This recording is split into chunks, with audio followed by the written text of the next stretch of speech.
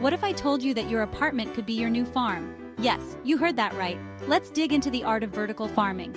Starting with the basics, vertical farming uses limited space to grow heaps of plants.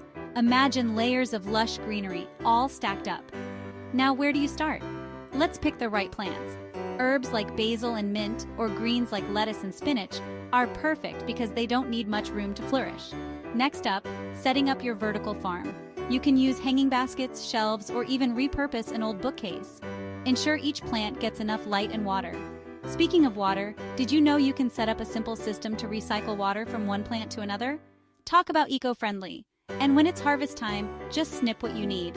This keeps everything fresh and your plants growing strong. Storing your bounty is a breeze.